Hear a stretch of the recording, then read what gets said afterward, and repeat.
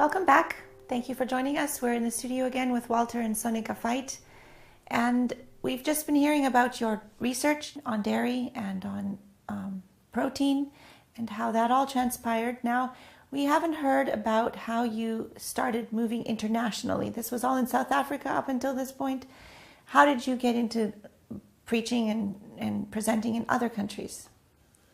Well, I was preaching quite regularly in South African churches, and there was one church in particular that had been started, which was a German church. And since I'm capable of speaking some German, being from a German background, I preached there sometime. And then one of your relatives from Germany, your uncle, yes, he came to South Africa, and of course, being German, he went to the German church, and there he heard me preaching once or twice, and he also came to visit us, and then he invited me to come to Germany. But that's quite an interesting story. At that stage, we were driving around in a clapped-out vehicle that took some beholding, because we had all these financial turmoils. We were so heavily mortgaged because of the farm issue still. We didn't have money to buy a car. And of course, I had to have a car to get to work and back. So what I'd done is I bought a scrap car off a scrap heap that had a totally trashed body. It was totally falling apart, but the engine was still relatively okay. And I bought that for next to nothing. But I couldn't drive with it because the body was totally trashed. And then I found another one, the same type. It was an old Audi that had no engine whatsoever, but the body was fine. No transmission, no engine, no nothing. And so Sonika and I proceeded out of two vehicles to make one. And so she and I... That was quite a thing, because I had to transfer parts from the one to the other, and my fingers were actually bleeding from trying to get the stuff screwed in. And I had no idea how to build a car, but we built a car. And so we drove around in this thing. It was smoking like crazy. I don't think it was too roadworthy, but they did get it through. And Stan looked at this thing and thought, this is impossible. Anyway, he lent back to Germany, and in the meantime, we were trying to get a vehicle that, might just be better for us.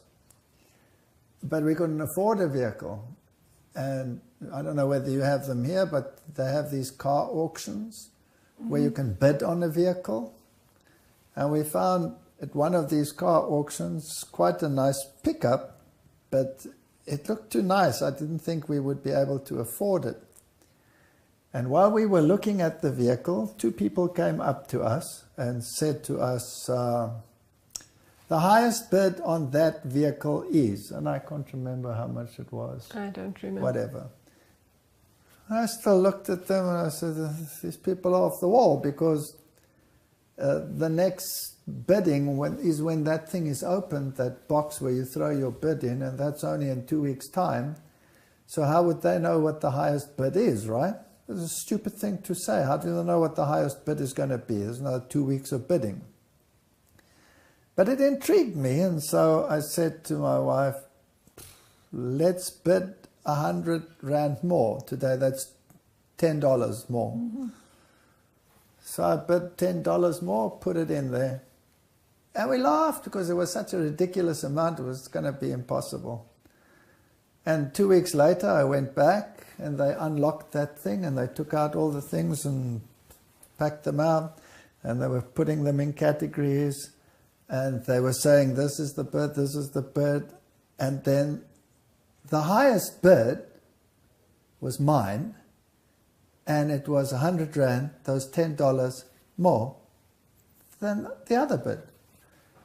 And I said, this is ridiculous. This is ridiculous. How could that person have known what the next bid is going to be when there's still this time for bidding? And so the auctioneers, they looked at the bid and they rejected the bid. They rejected it. They said, no, it's too low. It's way below the baseline that they had. And I hung around until everyone was gone, and I said, so you rejected that one? I said, that's my bid. Yes, no, you'll have to double that. I said, how do you know? Why don't you phone the people who have the minimum payment? He says, no, it's the bank. We know them. They won't take it. It's a repossessed vehicle. They won't take that bid. I said, how do you know? Why don't you phone them? And they said, no, you're wasting my time. I said, well, phone them. And they phoned. And lo and behold, the bank said, give it to him. So we got that vehicle at that price, and we were overjoyed, had the old vehicle standing there. And then we had to go to Germany. And then they said to us, probably not understanding our financial position, could you pay the aeroplane ticket and you'll be reimbursed when you get to Europe? Now what? We didn't have money to buy an aeroplane ticket, and we had no assets. But we thought we'll make a plan somehow and work it out. I didn't want to tell them I don't have money to buy an aeroplane ticket. After all, I'm German and I have my pride too. And then she had a teacher's loan, which I had never paid. And at some stage, this is years before, we were being sued for this teacher's loan. And so I sent them a ridiculous amount, and they accepted it. And now legally, when they accept that, you can keep on paying that ridiculous amount, was something like 20 Rand, which is $2 a month that we sent to them. And now all of a sudden they'd got their ducks in a row and they sued us. We had to pay that loan immediately or face the consequences. So now we were in big trouble. What was I going to do? No money, this loan over my head, aeroplane ticket. The only asset we now had is that vehicle that we just bought. And it was very painful. We prayed about it. We worked out how much is the aeroplane ticket, how much is the loan that we have to repay. Okay, that's so much. We put the vehicle in the market for that much, and within 1 hour it was gone. So I paid her loan, that was paid the aeroplane tickets, but now I had a crisis. Because in the university recess I was to go to Europe, and where do I get money to give her when I leave now? Because I'd spent my salary in advance already. So what am I going to do now? Am I going to go away for a month and my family is without food? So we wrestled with that, and then we got a phone call from someone who didn't know us, from a bar of soap. Where was Wish from? From at least 4 hours drive from us. Yes. Somewhere in the middle of the Karoo. And this person said to us, are you Walter Veit? And I said, yes. And this person said, well, I had a dream. And I said, what dream did you have? She says, I had a dream I must give you something. And I'm sending my son who works in the Cape, he's going to come and he's going to give you something. I said, what did you dream? She says, no, I just dreamt that I have to give you something and I'm going to give that to you now. So I said, well, thank you very much, whatever. And then this young man arrived and he gave us an envelope. And in it was enough money to take care of the family for that month. So somebody had a dream in the middle of nowhere, and that solved that problem. But the only other problem was now I didn't have a vehicle anymore. It had been sold. So all this thing with the vehicle was to make enough profit that I didn't have to go and beg anyone for solving my crisis. So God solved those crises for me. Then I got to Germany, and lo and behold, I met with very exciting events. One of the first colleges I went to was one of our own colleges, and I was to lecture on evolution and creation, because I had a whole lecture series on that by then, of course. And the students sat in the college, and I was about to start. I was introduced, and the class representative student got up and said, "Excuse me, are you going to speak on behalf of evolution or against evolution?" Now this is an Adventist institution, right? I look at him as though he's fallen off a bus, and I say, "I'm going to speak on behalf of creation." He says, "Well, neither I nor any of us are going to listen to such rubbish. We are not interested in your stupid speculations. We believe in evolution." And the whole class walked out. Wow. They just walked out. That was my first experience with the Europeans. Okay. But now they were sniggering. There were about 4 or 5 that were embarrassed and sort of stuck to their chairs and still were inside the hall, and the others were out in the hall, in a hallway, and out in the foyer and wherever. And I was feisty in those days. So I opened the windows and I opened the doors, and I said to the 4 or 5, and I started speaking at the window. So I was actually talking to these outside, and this ringleader was going crazy. And then I said, "You know, there are people that are so cowardly that they're not willing to listen to the evidence. They make up their mind before they listen to the evidence. And people that are of that nature are either brain dead or spiritually blind." And then I said, "Here's the evidence. And by the way, you cowards out there, here it is." And I put it on the screen. And every time I had a slide on the screen, I say, "You cowards, look here, look here." And didn't go too well. But the next day, second lecture, the place was packed. They were all back. So, Walter, you were pretty obnoxious to those students who didn't want to hear your lectures, shouting at them like that through the window. What do you think about how you handled that? Well, you see, I believe God uses you where you are. And He doesn't wait until you're perfect, now you can go. He uses you when you are willing to go. I agree. So at that stage, I probably felt God needed a little bit of assistance. So I gave it in my particular way. In your own particular fashion. But today I would probably think he's quite capable of handling it himself, and I would have probably not done it that way. Hopefully, at least. So we did our lectures there in that way, and then I also lectured on the health issue. So I started writing my book, and that created a furor, and I had opposition from the medical people. And there was one person there, he was so obnoxious. And he was sitting next to a lady, and he was interrupting me all the time and saying that I was backward and should go back to my trees and whatever. But I was busy writing a book on the issue. I had the scientific publications, and of course, being Germany, they think German is everything. There are no other languages, and nobody is as scientifically and technologically advanced as they are, or some of them think that way. And so I started quoting in some of the magazines, and I actually had, because I was still writing some portions, some of the publications with me. And I started getting a little bit sarcastic with him, because he would refute something, and I say, well, this is the German journal Nature. This is the best journal in the world.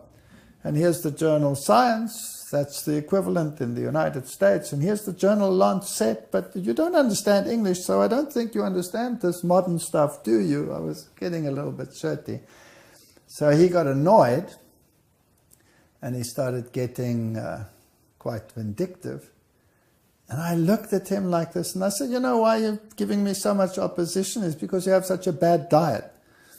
And I can see it in your face. Look at the veins on your face. You're all red. The blood is going through your skins because your arteries are clogged. That's why you can't think properly. And that did it. He exploded. And then to crown it all, I said to him, if you look around you, if you look at the lady next to you, she has a much nicer complexion than you have. Perhaps you should ask her what to eat. You weren't very tactful. No, but he annoyed me. He really riled me. So he threw his toys out of his cot and he left. He stomped out. I felt a little bit bad having been so forthright, but I finished my lecture without interruptions. Maybe nobody dared after that, I don't know. And after the lecture, I was packing my things and I was thinking, that was quite embarrassing. And this lady came up to me, the one that sat next to him, and she said to me, that was my husband. I thought I was going to die. I didn't know it was the husband. And then she said to me, and thank you for doing that. I've been trying to live healthily in my home, and he makes my life hell. This is the first time someone's put him in his place. Thank you so much. So that was one of the first experiences in Germany. And we went to many places and lectured, and it went actually quite well. And we rolled back some of the opposition. The health issue didn't always go down so well, but some of our colleges then started forming groups, and the health message actually started getting a foothold. And the next thing, when we were finished with this German tour, at the airport, your uncle says to me, when he was in South Africa, he saw what a horrendous vehicle I was driving. Do I still drive that vehicle? So I said to him, well, it's the only one I had left. I just sold the other one. I didn't tell him that. I said, yes. He said, well, that's not a fit thing to drive. You can't drive with a thing like that. And he says, we as a group, and it's lots of people, not just me, we all contributed something, and here's an envelope for you, and there's a little note in it, and you may only open it when you get home. And don't think it's from me. It's not from me, it's from many people, so it's no big deal for us, but it'll help you. So I felt a bit bad taking that, but I said thank you, came home, opened it, and in it was money and a letter which says, with this money you may only buy for yourself a new car. But it must be a new car. It says you must buy yourself a new car. Now, new car can be interpreted new car, or it can be interpreted another car. But I interpreted the new car, but you couldn't buy a new car for what was in it. Because we have very expensive cars. Our cars are highly taxed, much more expensive than in Europe or in America, much more expensive. And you couldn't even buy the dinkiest little thing new. You couldn't even buy Uno new. You'd have to almost double it, so forget it. You can't buy a new car. So I said to my wife, I don't think you can buy a new car with this. And we looked, there's no car that you could buy for it. So we decided that it must mean a newish car. Something new to you. Something new to me. Exactly. Yeah. So we went and had a look for another vehicle. And we went from dealer to try and buy something that's reasonable for that price. But it kept bothering me that it said new car. And then we were about ready to buy a second-hand car for a reasonable price, when the dealer said, but why don't you buy a new car? I said, no, I can't afford a new car. And in any case, they're too expensive. I don't have enough money. He says, well, take a loan. He didn't understand, you see. I was loaned up to the hilt. I said, no, I can't take a loan. So then he said, well, we have a vehicle. There are another 3 left in the country, I think.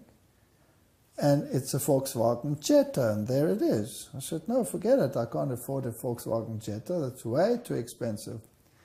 He says, no, but the new model has come out, and there are still 3 of the old model, and they've been marked down. They're almost half price.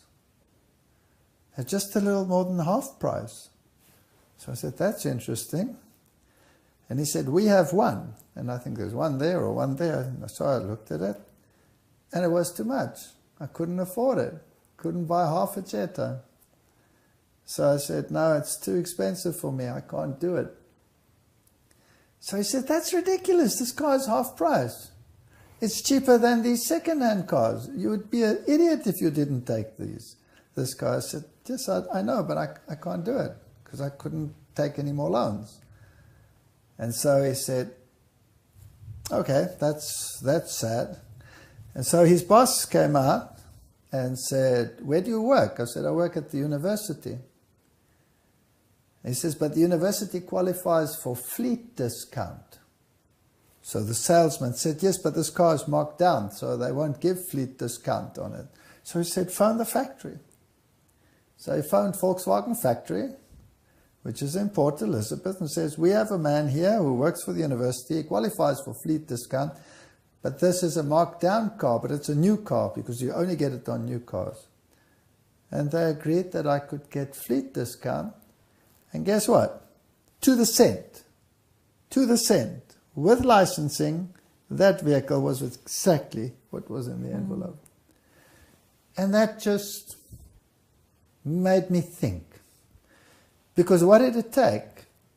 It took getting a new car almost, well, I believe, miraculously. Getting a new car and then having to sell it. Mm-hmm. Why? Because I was going to go do evangelism overseas. That was the reason. I had to buy an airplane ticket, which was reimbursed, but nevertheless, it was like little Isaac that you were willing to sacrifice, and God gave it back. And that vehicle lasted miraculously, didn't it? The tires, remember? The tires, I did over 180,000 kilometers on one set of tires. Wow. That's impossible. You get 40, 50,000 on a set of tires. They just wouldn't wear out. They were like the shoes of the Israelites. And the mileage that we did with it was all evangelistic mileage. So God takes care of all those little details. Mm-hmm. And it encouraged us to constantly think, like the text says, seek ye first the kingdom of God, and all these things will be added unto you. And this was our motto from then on. We would constantly first do what we have to do and what we would like to do for the Lord, and everything else followed.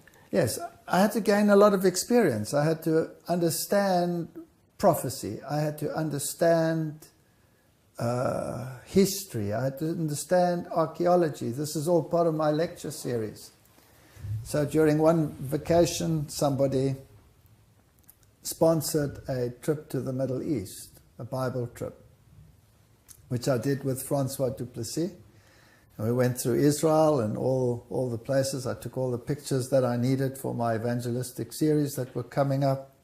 Amongst other things, we went to Turkey to do the 7 churches, which later became one of my lecture series. And there was a Muslim tour guide who took us to the 7 churches. So we rented a bus, the whole group, and we went on this tour. And Francois Duplessis he always has an evangelistic mindset. And so he made sure that I would sit always next to the tour guide. And the tour guide would say what is happening there in this city, in Ephesus and Smyrna and Laodicea.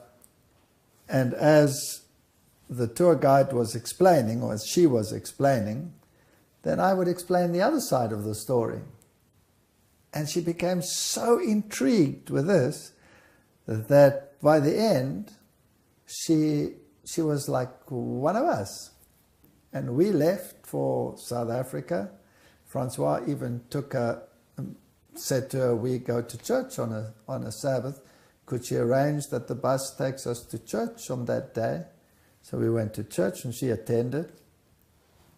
And then we went back to South Africa, and a little while later we got a call. She would like to find out more. So this Muslim lady with her daughter came out to South Africa. We enrolled her for a course in Helderberg, but she had no vehicle. And so this old one that we had, we gave her this vehicle. And we asked her, can you drive? Have you got a license? She said, yes, absolutely. So she got into this car, we gave her the keys, she started this thing off, and she roared off as though she was taking off. What did she do? She drove straight over the pavement. Over the pavement, almost through the garbage cans, and off at a speed. Boom, she was gone. In any case, she would regularly modify the vehicle. She would drive through dirt cans, she would back up into walls or miss a turn and take away the side. And then she would come to us and she would cry, oh, I made an accident with your car. And we said, don't worry, it's an old car, just carry on. And then through the dirt bins. It was so funny. And she had Bible studies with us and with Francois. And by the end, she was convicted and wanted to become a Christian, a Seventh-day Adventist, but she was afraid of being murdered when she returned, because that's what often happens to someone who converts. And later she emigrated to America, and she married an Adventist pastor. And she translated many of the writings and works in those areas to this day. So there was an interesting experience with some of these trips. But then the next one was that you came to South Africa. Yeah, we did. Now you must tell what happened 1992. there. Well, what happened then? Well, we went to South Africa for a visit with my uncle, just to see the countryside, and there we met you. He introduced you to us, and we were thinking, this would be a great speaker for North America, and so we planned with you a series in 1993 in the Massey Theatre at New Westminster. Yes. And that was quite an experience. For us, our first evangelistic series, we were just laymen. We didn't know what we were doing. And God filled that hall to the last seat. Yes, now, that was my first real public evangelistic campaign. I mean, I'd done lectures in Europe, but they were largely in a church setting. Here was a public campaign in a foreign country for me, my first, and it was the Massey Theatre, and my message was quite controversial because I would deal with the papacy. Now, you must understand why the papacy was so important to me and why the connections with the occult world were so important to me. Because remember, I'd come from that world. And I'd had so many experiences with my father-in-law, and I knew that the occult world was not some airy-fairy thing that was happening somewhere, but that it was real, that it was involved in politics and also masonry. I started giving lectures on the secret connections and the secret societies. And as I lectured in South Africa, I had many, many experiences. Sometimes it happened that in the middle of the night,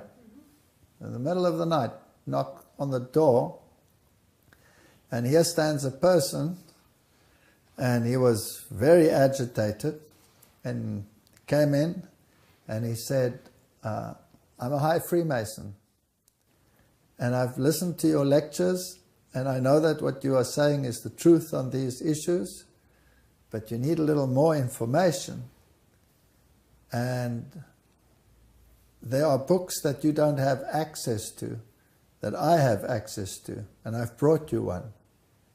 But if they find out that I took this book out and gave it to a non-initiated person, I will die. So you have this book until 4 o'clock tomorrow morning.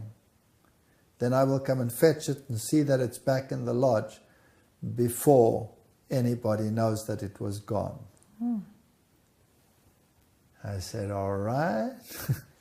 Now, what do I do with it? I can't read a book this thick between 12 o'clock and 4 o'clock.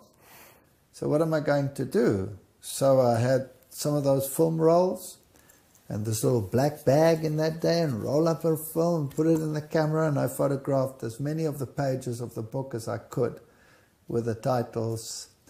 And by 4 o'clock I had virtually done most of it, but I was also run out of film. And he came to fetch it, and it was gone, and then I could start studying that. I'd also had an experience in Europe, in Germany, where after one of my lectures where I touched upon this issue, I was one of the last to walk out, or the last, because you have to, you pack up your slides, and those days it wasn't as simple as today. You had all of these slides, and you have to pack them into their right sequence. And as I left the hall, I was walking down the passage, and the lights were going out, when a hand came out of what seemed like a closet, grabbed me from behind and pulled me into the closet. And I thought my last moment had come. And the man said to me, if you see my face, then that will be your end. So you will not turn round, you will not look at me, you will leave this closet, you will walk out, and tomorrow I will do the same to you, and you will not know who it was, and I will give you something. So life was getting to be interesting. And the next day I gave my lecture, and I'm thinking, what's going to happen to me? And I walk out after that lecture, and I go past the closet, nothing happens, and I go past some foyer thing, and here I am. And he gives me a pile of books. And he says, now go. You don't know who it is. And I will fax you something. I need your number. So I gave him a fax number. And he says, you promise that when you get the fax, you cut the top off and you burn it, so that there's no sendee. I said, I promise. And I left. And this is how information started coming, one after the other. And I had so many connections. My biggest problem was always connecting the papacy, the secret societies, the Jesuits. How are they all connected? Because I knew they had to be connected, because Revelation chapter 13 had said so. And the spirit of prophecy was very clear that if you study if you study the book of Revelation, then you will know to stay clear of secret societies. And she mentions Freemasonry by name, so I knew there were connections. And I had some of the occult writings from my father-in-law, and I was studying all this stuff and putting it together. So my lectures were different from other people. They had these occult connections. And if Revelation chapter 13 says that the beast out of the sea will be the one who will be paid homage to and will control the world, and that it's spirits of demons that are doing this work, well, then this stuff is all interconnected, right? Mm-hmm. And so I was starting putting these things together, and when I got to the Massey, my first ever public campaign, this was going to be a big deal. I'd been on public campaigns, but with Francois Duplessis, I was always the sidekick. Here was something I had to do by myself, and then in a foreign land. And letters had preceded me, warning certain people that I should not talk on issues of health or something of that nature, or this or that or the other. And someone had intercepted the letter and made a copy and given it to me, so I knew it in advance. I was in trouble in a foreign land. Already I was being stabbed in the back, as it were. Get to Massey Theatre, and it seats 1,260 people. Prophetic number. That was weird to begin with. Now the organizers had said that you'll never fill this hall, not with something like that. And it was cold and it was wet and it had snowed a little bit and there was some ice and it had melted again. Nobody thought it was going to be full, but it was packed. And the organizers said, no more people. If it gets any fuller, then we'll have to close it. This is fire regulations. And it was packed. And we did double sessions. So you did a lecture, you had a 20 or 30-minute break, you did another lecture. Yeah. Now the only people I had contact with was the AD team. And they were in the back of the hall, and I was on the stage in the front of the hall. And I had all of these slides. And there were so many people there. And while I was starting lecturing, your city sent out tow trucks to remove the illegally parked vehicles, so everybody ran out of the hall, and then to go and see whether their vehicle is being removed. But your dad went and sorted it out and went and stood in front of the trucks, and I got to know him a little bit better. He's a feisty person. He won't let himself be intimidated very readily. And so we gave these lectures. Now, there was one interesting thing. There were rows in the Massey.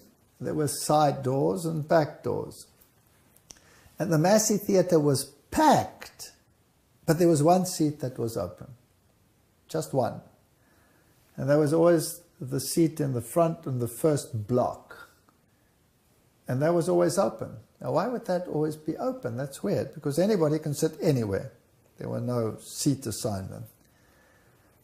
And halfway through my first lecture, the side door would open, which normally would not open during a lecture. And this little fellow with Down syndrome came in. And he would walk up and down the front there, and he was very stocky, short, and his tongue hung out. And he sang. He sort of, yeah. He wasn't a nuisance. He was just there, and then he used to sit down in that chair. And I gave the whole lecture, and then everybody would go, and then I started getting into the serious topics, talking about the Antichrist, giving these Bible lectures, bringing in some of this newer information. And there was a crowd there that got very angry. At one stage, they actually ran on the stage and shouted that I am the Antichrist and that the people should get out and not listen to me. And they were very irate and very aggressive. And in between the break, they would corner me and they would be aggressive, and some of them actually wanted to hit me. And there was no one to help me because the AD team was in the back, I was in the front, there was an audience between them and me, mingling, getting up, stretching their legs, and this aggressive crowd. And I tried to appease them, but it got worse and worse. And then this little guy with Down syndrome, he used to get up and he'd take his short, stocky little arms and he'd work his way through the crowd. And then he'd come and stand next to me and he'd put his arm around me and he'd put his head on my shoulder here, on my side. He only came up to here. And then he'd look at them and he'd sing with his little la, la, la, la, la. Now, if there's anything that's disarming, it's someone with a little Down syndrome boy stuck to him. There's no way you're going to hit someone who has a Down syndrome boy stuck to him. And so the time would come for the next session and I'd go back up onto the stage. He would go and sit down. And the next day the same thing. Now I got very dependent upon him. And sometimes, because he always came in sometime during the first lecture, he wasn't there from the beginning. Sometimes he didn't pitch. So I actually stretched my lecture to see is he going to come. I was totally dependent upon him. And then he'd come. And then I'd relax and finish the lecture and go down and face these aggressive ones. And the Downs boy would help me. And then we moved the lectures to, I don't remember where. It was across the river to another municipality. But it was far away. Yeah. Now, I always thought, you know, the Down syndrome boy was part of the furniture. He was always alone.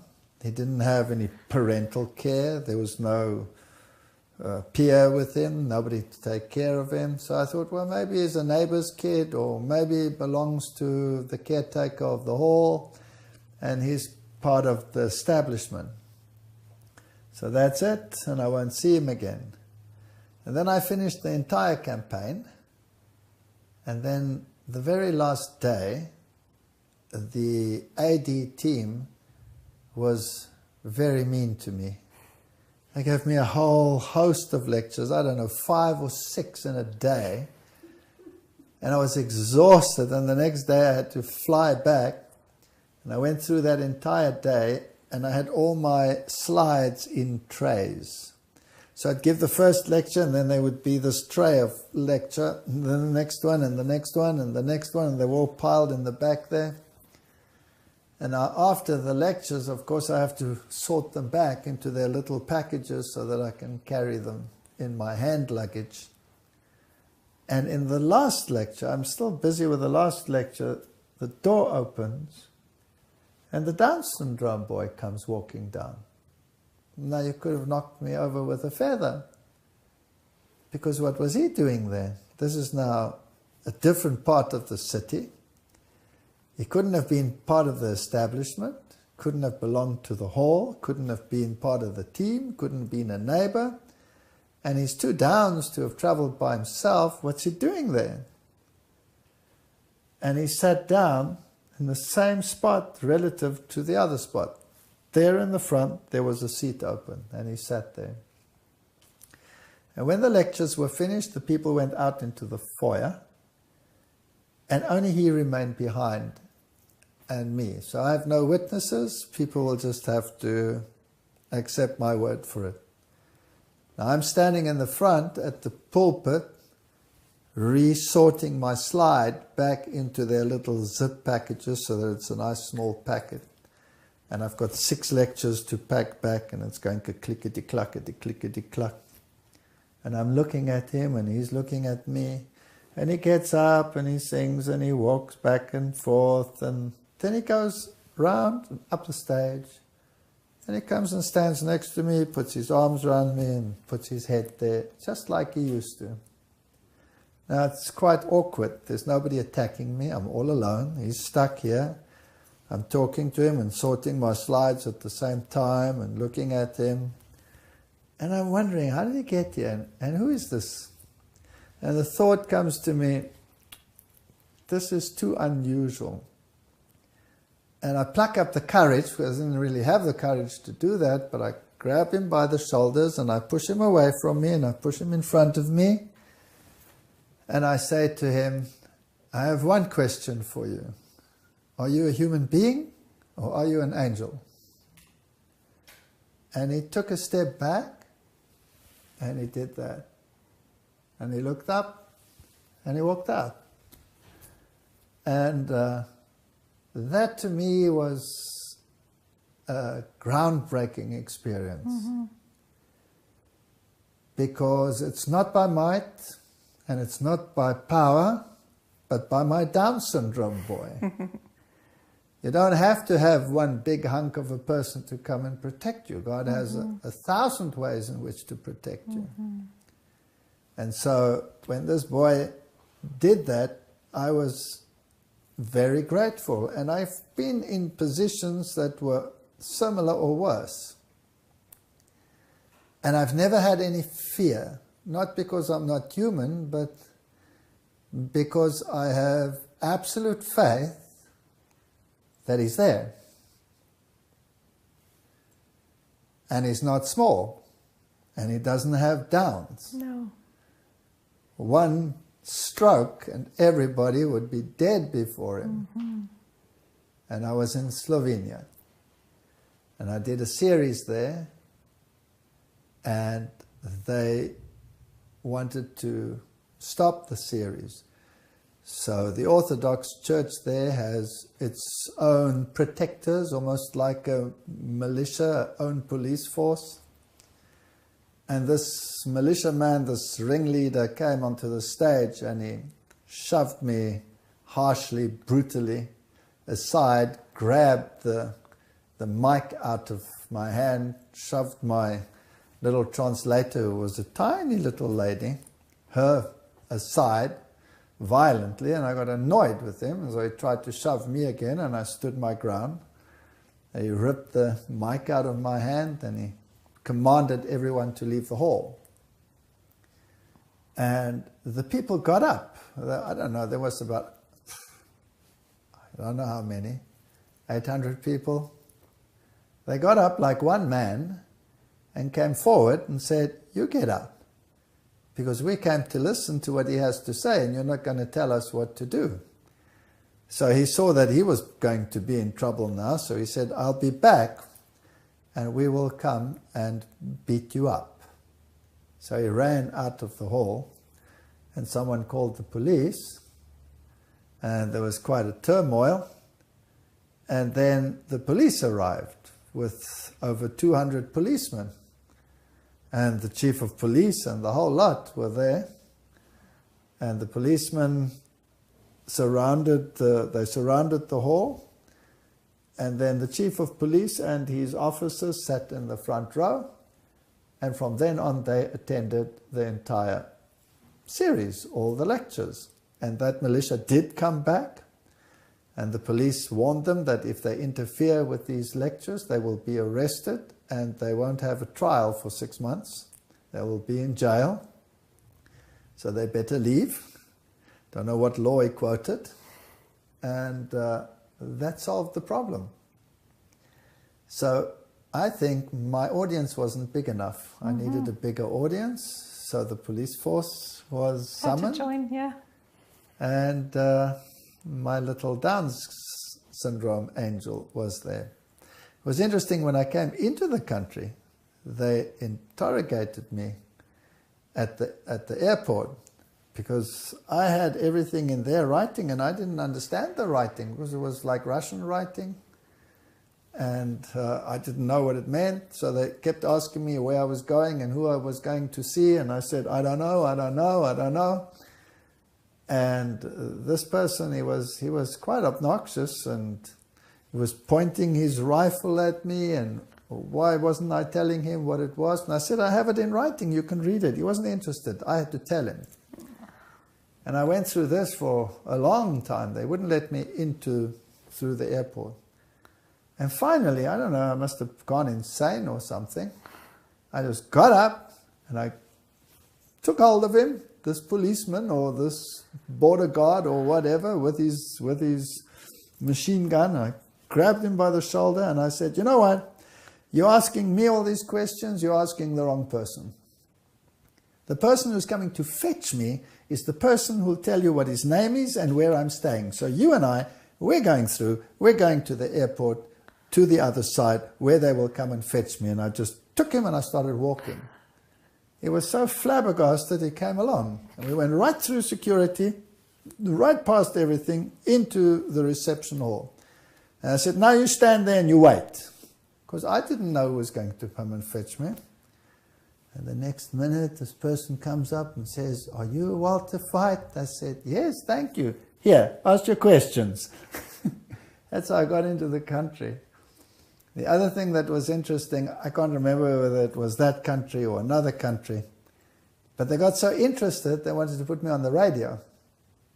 And at that stage, this massive radio station that the Russians had used in the time of the Cold War to scramble signals. So it was one of the most powerful radio stations in that area. I think they called it Novosibirsk. Yeah. That's right. And for some strange reasons, Adventists were given access to that media. And they interviewed me for hours on that, and it was broadcast to millions of people with translation. So doors just opened. It was unbelievable. Never underestimate how God works behind the scenes. No, and He has 1,000 ways to solve the problems we face. That's right. Whether it is a Down syndrome boy or a police force or whatever, He will find a way. Well, we're going to take another break, and we thank you for joining us again. And yes, we will come back again for the rest of the story.